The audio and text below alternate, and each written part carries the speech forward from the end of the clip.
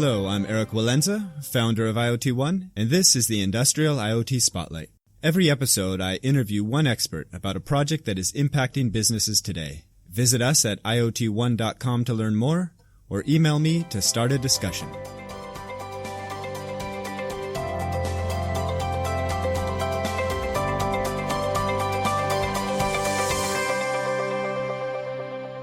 Welcome back to the Industrial IoT Spotlight podcast. I'm joined today by Pieter van Schalkwyk, the CEO of XMPro.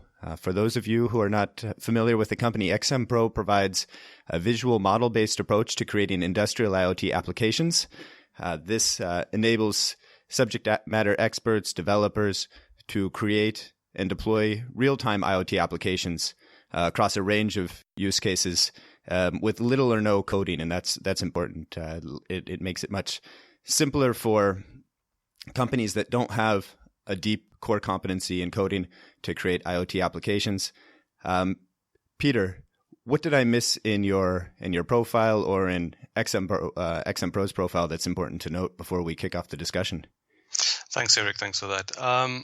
I think the only thing worthwhile to mentioning is that we have a combination of engineering and IoT skills. So we come from industrial IoT backgrounds, many of the people in the organization, and we've built this application to address the typical issues that we saw while working as engineering and maintenance engineering people inside industrial organizations.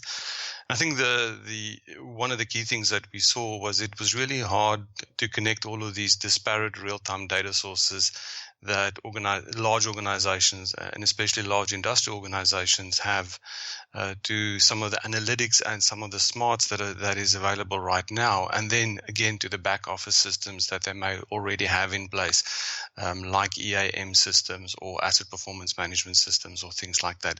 And we took a visual design approach to make sure that engineer or subject matter expert or someone with an interest in setting up these industrial IoT applications can do that in a very visual and simple way, where some of the complexity is taken away from the process itself to create these.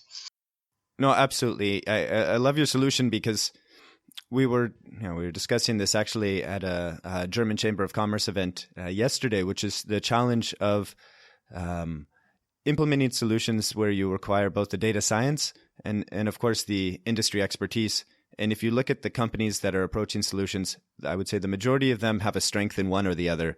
But I think quite few companies actually do have a strength in both, meaning that they have the vertical expertise where they actually understand the solution in depth, and then they have the data science to actually build a solution around that. And I think what you're doing is you're providing a solution so companies that do have this expertise but lack the depth of IT knowledge to create a solution can approach the problem. It makes it, I would say, a much lower entry barrier to getting an application off the ground. Is that right? Is that the type of company that you typically work with? A company that would have a bit less of a background in data science, but has a deep vertical expertise and is trying to then develop solutions for themselves or their customers? What we quite often find is that they may even have expertise around on the data science side or on the IT side, but they're in completely different silos to the operational people on the ground who need to solve day-to-day industrial problems. So with this approach, you can even bring in those different pockets of excellence, but let the person who understands what the problem is and how they want to solve that create the structure or the visual framework for that, and then allow external subject matter expert or data scientists or people like that, or IT integration specialists, or in-house. It doesn't really matter.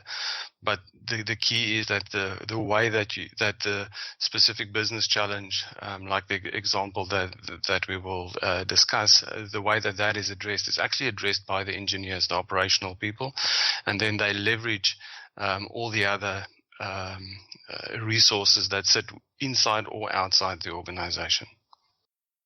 Gotcha. And so the case that we're going to discuss today is a Fortune 100 oil and gas company.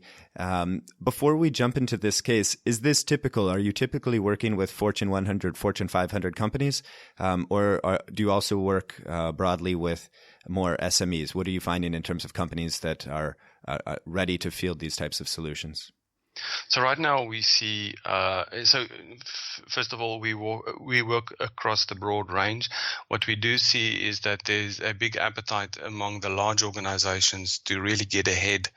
And that the interesting part with them is most of them have a lot of this information in place.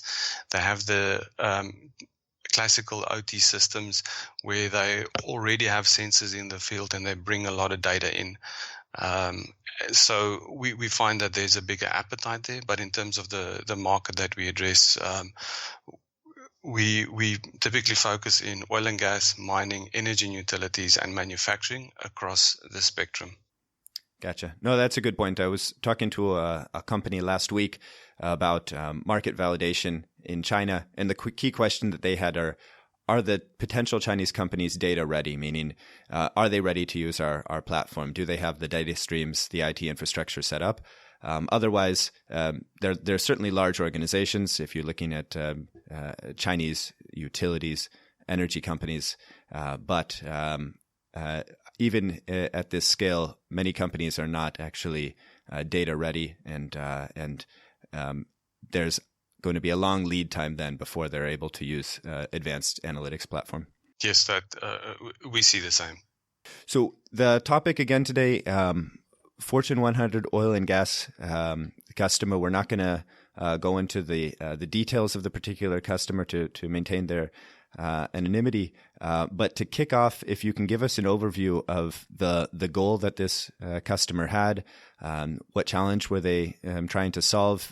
If we can get a little bit into the financials, not necessarily of the specific company, but what KPIs, what metrics were they focused on? What's the background then of the solution? Okay, so it's in actual fact it's a Fortune 10 oil and gas company, one of the large multinational Fortune 10 oil and gas, and what they were looking for is a smarter way or an intelligent way to do crew scheduling to improve asset integrity for one of their upstream business units. They have a very unique and complex artificial lift process to extract oil from a very specific surface or subsurface environment. And due to the way that they're doing that, there's a lot of governance requirements and regulatory compliance, which was one of the drivers, but not the key driver. So what they also found was that because of the way that they can extract oil with this enhanced or complex artificial lift process, it was also very profitable well. So they could get high volume output at a really low cost. So if you look at the way that the market is right now, those are the wells that you really want to run as much as you can because they generate high volumes in terms of barrels per day, but they have a low cost in the actual operations process. So it was a combination of in terms of operational efficiency and also in terms of governance requirements. But one of the other key aspects for them was safety. Again, because of the unique way that they do this, there is a significant safety hazard in how this is done. One of the things that they were trying to do is reduce the number of times that crews needed to go out there. And they were also trying to combine some of the operations activities that needed to be performed on these wells with some of the maintenance activities while it is down, and in something which they call SimOps or simultaneous operations. Very much like if you in Grand Prix or car racing, where when you do a pit stop, you want to do to fuel, wheels, and a whole bunch of other things. You don't want to bring them in, and that happened quite often. That as soon as a well went down, they did something and it came back up. They needed to take it down for some other regulatory work that needed to be done. The other thing that they found was there was a big latency between when certain events happened on the field and when they took action. And again, that exposed quite a lot of risk on their side.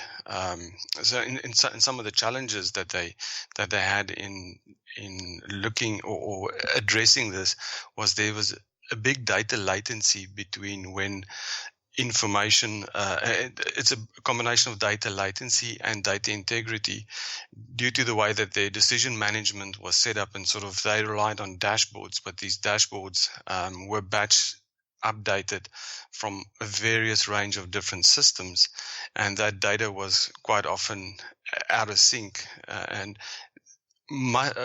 quite a lot of the data that they were looking for were residing inside operational or OT systems that were already in place. As I said, many of these customers already have all the sensor networks, they have everything, but it sits on a proprietary internal OT network. So even though the information is there, it wasn't accessible, and that's done for good reason, from where there's physical segregation between OT and IT networks in this place. But that the downside of that is that the decision management or information and the dashboards that they were looking at were actually incorrect or out of date, not maliciously, but just as a result of the latency of updating and not being able to look at real-time information. So in terms of one of the objectives of the project was to be able to access those real-time data sources that are currently in the business, and I'll touch on one or two of the existing systems that they already have in place. How can we tap into that plus some of the operational technology information that we have, and instead of taking that through a batch-based process through a classical IT approach where we do ETL jobs overnight, where we upload and transform and do things into decision support databases, how can we bring that to the front and make it real-time or near real-time available, and build that into the crew scheduling application, and even push it through where a operator on the field, whether it's a employee or a contractor, can actually visually see that information on their mobile device. Okay, thank you. So it sounds like this was then quite a comprehensive solution in that it was addressing many interlinked challenges around operating a high volume well. Before we get into the specifics of the architecture and the solution that XMPro provided, give us a little bit of a background into the project structure from the client perspective. I think this is more of a business topic, but I think it's in the IoT space quite interesting. So who was the customer? Was this something from the executive suite down? Was this a direct engagement from the local site operator? And who were the stakeholders involved, meaning the different functions that were involved in making the decision to execute this project, in implementing the project, and then who was actually operating the technology after implementation? Okay, I'll try to answer all of those as we go. If I do miss one or two, please remind me. So just before we start, I think one of the major challenges that they have, and what we see with many large industrial organizations, is the fact that they have very heterogeneous, complex data sources. It's not a simple matter where we have a single mega app in the cloud like you have maybe in consumer IoT, where you may have 400 million users on one big platform doing one thing with one protocol. They have a complexity of a broad range of protocols talking to a broad range of data sources, and for each use case, in their world, how that data gets applied may differ. So in terms of where the project started in terms of the business structure, it was actually initiated from the enterprise architecture team, quite interestingly, where they were asked by the operations teams to find something where they could, and it's something that Gartner now calls operational intelligence platforms, where it's not about business intelligence where you store data and then later on do some analysis on it and try to see trends. But in terms of operational intelligence, how can we find something that enables us to look at data real time as part of the day-to-day work activities that we needed to do. So it was initiated, but it from an enterprise architecture point of view. So they were basically tasked to go and look at various solutions, but they were tasked by the senior management of the operations team of that business unit. It had executive sponsorship right from the top of the operations team. And we were sitting in a number of steering committee meetings where we had the top executive operations personnel for that business unit, not just attending, but very engaged in ensuring that that the right things are driven, that the right people changes or people management and change management and everything was put in place, and that it was not just about finding a simple technical solution and then quickly putting it in. From a engagement and the end user perspective, this is the target audience has always been the petroleum engineers and the technicians and the crews that go out and physically do the work. So that was always the target audience.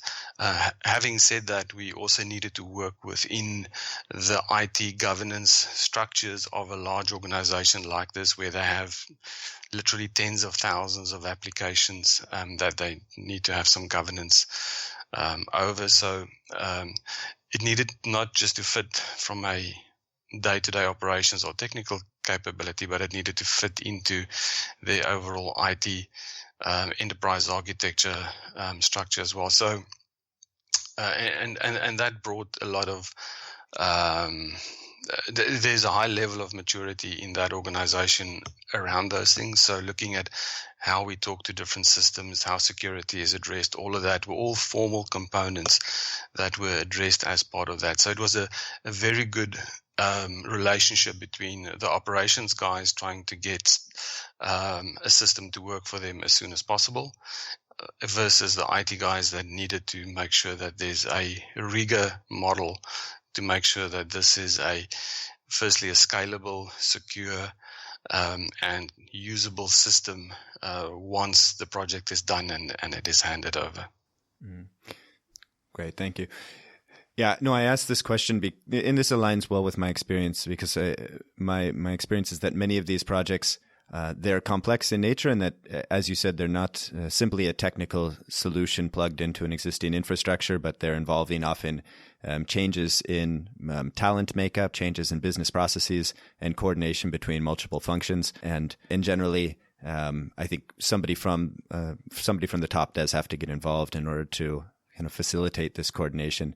And I think it's important for people that are in those positions to realize that if they want to begin implementing IoT solutions in their organizations, they have to get engaged and help to guide projects through and take ownership, because it's not something that, at least at the stage of maturity today, can be easily delegated down to more of an operational team to implement without kind of strong executive leadership. That, at least, is my experience. Is that your experience in most projects, that there is a champion at the top that is heavily involved throughout the process?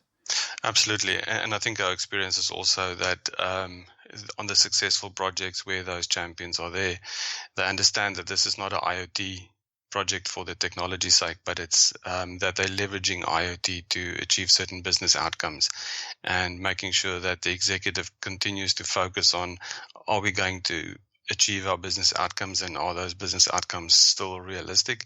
If that is sort of their charter and how they govern, and let IoT be one of the mechanisms or vehicles for doing that, that is a sort of a critical success factor for engaging executives, because they're typically not that interested in the technology. Yeah, well, right. Fair enough. The technology is not the end goal, right? Improving the profitability and the shareholder price is the objective. Let's turn back now to the system. So just a quick rehash. The solution was addressing governance, operational efficiency, safety. It was addressing the latency between field events and action, between the IT and OT systems. And it was in an environment with heterogeneous, complex data sources, and a range of applications used by different teams.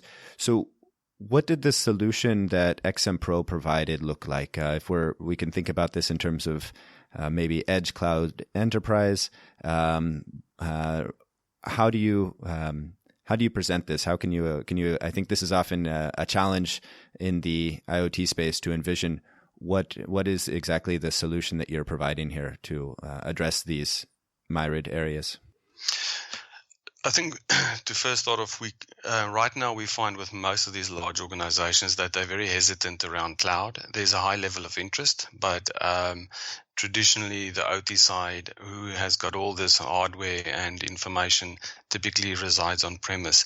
So the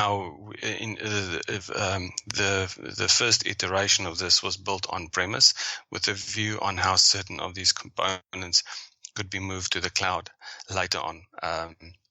So architecturally, this had to fit inside the constraints of an existing IT network infrastructure.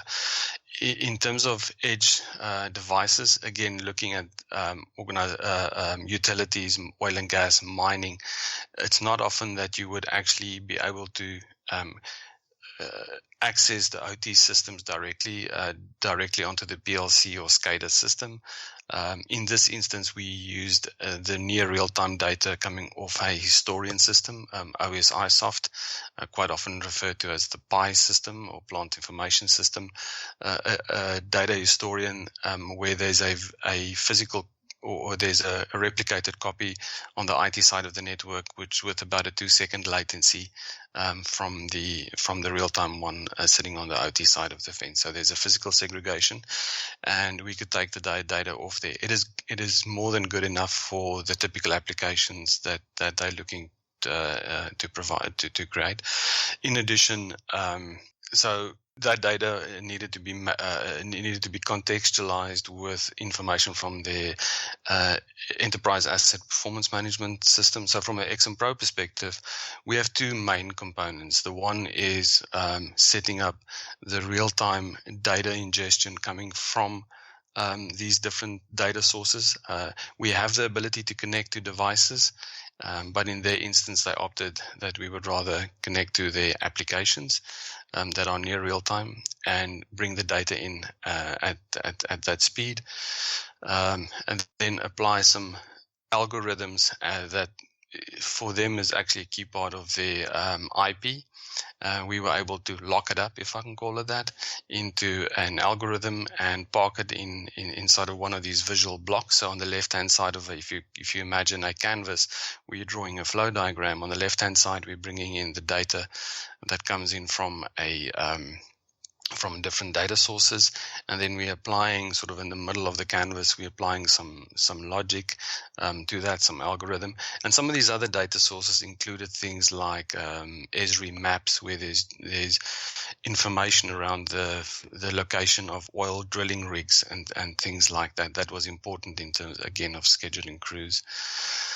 And then lastly, kicking off some actions. Now, so that is the sort of setting up the event streams and ingesting IoT data at speed. Once, what we then did with that is we have a visual component to the software as well, where we can set up dashboards, forms, workflows, and notifications that sit behind that. So we created essentially a crew scheduling algorithm where instead of using a field service application or off-the-shelf field service application, and this was also one of the challenges, was there was no real commercial off-the-shelf field service solution that addressed the way the scheduling logic that they needed in order to move the priority of wells up and down, because there's a scheduling algorithm that sits behind that. So we were able to do that in a visual way for them, so they could literally move with the arrow up and down which wells. It would then check the status of the well to see if that well is based on real-time information, to see if that well is if there's flow through the flow meter, for example. That will tell us that we cannot send a crew because that well is in production, even though our other system may show that this well is currently shut in. And by the way, they had at that point in time around 20% of wells where a crew would get to a well, and then they would find that well is in production, where when the initial way that they were doing the planning showed that well was actually available and ready to work on. So we created that, and then also created a mobile user interface for a field service crew to be able to do some of the inspections and things that they had to do there, take a photo and upload some of the data real time so that it automatically updates the scheduling, and again allowing the wells to go back on much sooner. So it wasn't waiting for end of shift before logs and things were checked before they would actually switch wells back on. As soon as they had confirmation that certain of the work was done, they would be able to switch the wells back on. So that user interface we created, as well as the data ingestion, the analytics, and the actions that came out of it. Clear. So this is quite an end-to-end from ingestion through analysis through action. Was this project implemented solely by XMPro? Did you have technology partners or integrator partners on the project with you? The customer have extensive technical resources on the historian and the geomapping software. We brought in some of our services to help with to sit with the operations and the engineering guys to construct the framework for the solution that they wanted to create. This is aimed at end users to be able to do some of the work. For example, the event streams they were able to do many of them themselves. As we said earlier at the start, the objective of XMPro is that they can do this without any coding. Some of the work around the workflow and scheduling algorithms was actually done through a systems integration partner for the customer. So it was a combination of different services working together from the customer, some of XMPro, but also from a systems integrator who understands how to talk to some of these back-end systems. Okay, understood. In this type of solution, I imagine that security is certainly a concern. You mentioned the hesitance around moving to cloud during the initial implementation. How do you address security in this solution? Do you have your own solution, or is it primarily working with the customer's existing security infrastructure?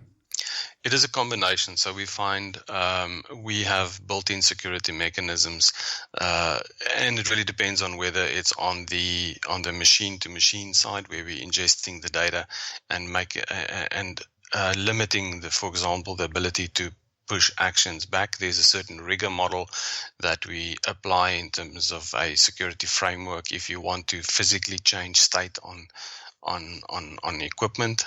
So we have security built in our action agents, if I can call it that, around that. Also in terms of how we access data, a broad range of security components built into how we listen for data. But quite often we find we have to work within the customer environment in terms of their solution architecture, and also identify where there could be either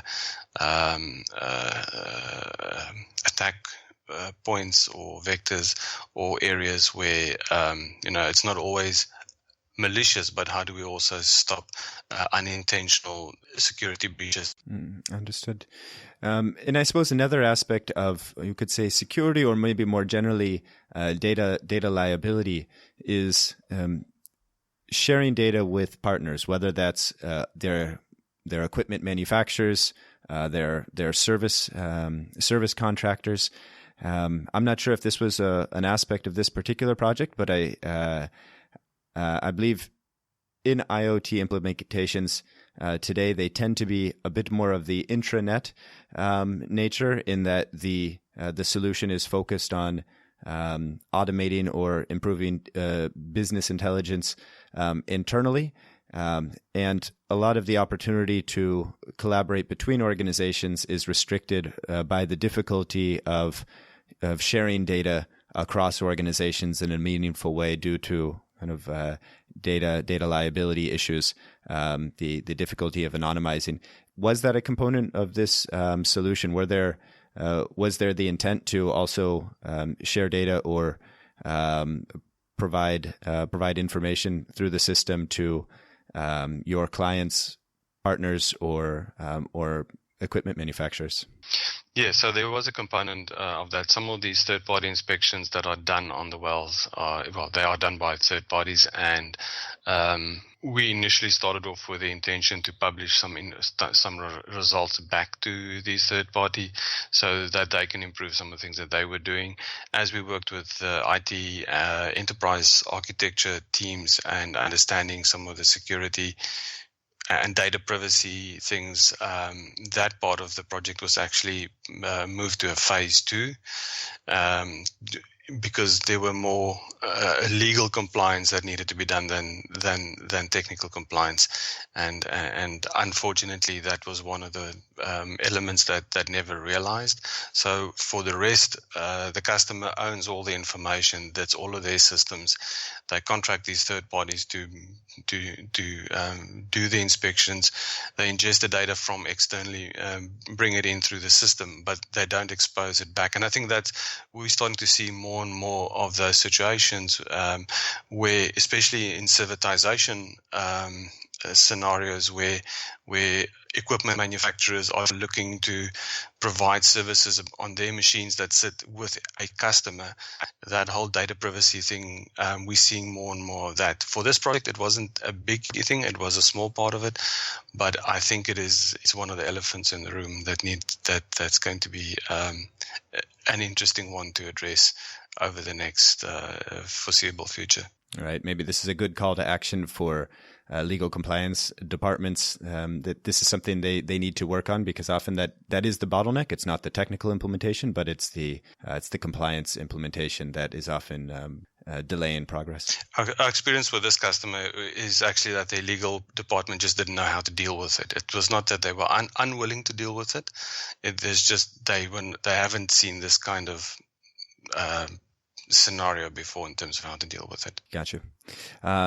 Were there any other challenges that you'd like to mention in the implementation? So one of the other interesting challenges that we saw was actually around people trusting the IoT data that comes off these systems. Many of these engineers have many years experience on the oil fields. They've been working there for a long time. And now you're giving them some contradicting information to what their intuition is saying about the behavior of a well. And you almost have to prove over a few iterations to a point where they go, yep, you know what, I can trust this. It took only 3 months to do the whole project and switch off the existing system that they had. That ability to trust the information that comes off a machine was one of the people issues that we saw that we didn't anticipate at the start. Gotcha. No, absolutely. Organizational people issues are often going to be a challenge here. Wrapping up, ROI, do you have any clear indication of what the customer benefit of the solution was?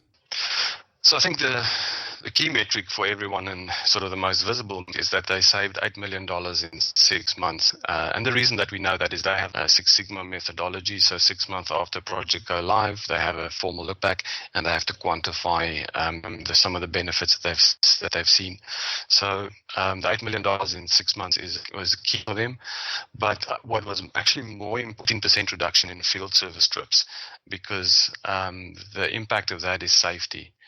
Most of the accidents happen with crews on the road, so that's one of their and there's a personal liability up to the executive of the organization if negligence or anything like that can be proved. So 18% reduction in field service was a key thing for them. Also, in terms of their subject matter experts, these petroleum engineers whose skills are highly specialized. It used to take about 2.5 hours a week to work out the scheduling logic of which wells to do, because again they didn't trust data that they had on their old systems. It now takes 8 minutes to do that. So freeing up of the highly specialized resources to be able to do other things. It only took 3 months to deploy the initial lease. What we mean by that is being able to switch off production systems that they used prior to that. And their break even was less than 4 weeks. And to break even. I think one of the other key things for them is they've improved their first time fix rates, meaning a crew only goes out once able to go and do work, which has got a huge impact in terms of cost and safety. Okay, sounds like a very successful, impactful project. The $8 million in 6 months, is that a cost benefit that is expected to roll over every 6 months, or was that a one-time? No, that is a continuous benefit. Okay, excellent. Last question. What types of partners, what types of people are you looking to connect with, and how can they get in touch with you?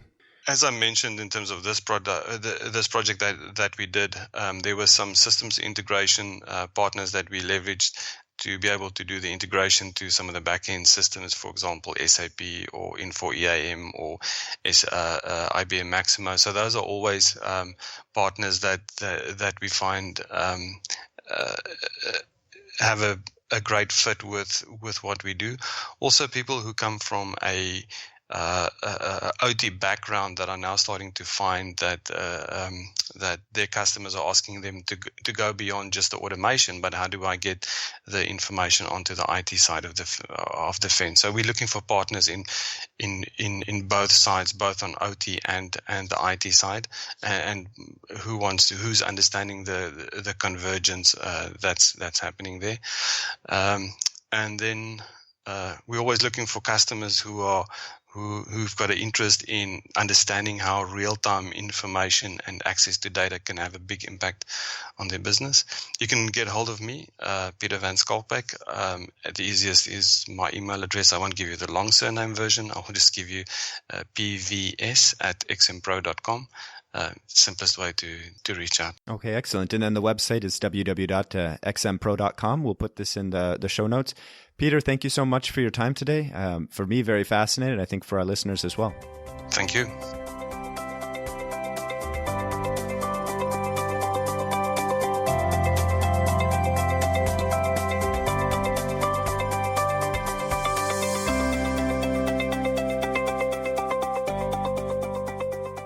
Thanks for tuning in to another edition of the Industrial IoT Spotlight. Don't forget to follow us on Twitter at IoT1HQ and to check out our database of case studies on IoT1.com. We help to accelerate digital transformation by advising business leaders on how to integrate IoT technologies into their operations and products. We appreciate your thoughts, suggestions, and of course your reviews. And if you have an interesting project, we'd love to feature you on a future edition. You can write me at eric.walenza@iot1.com.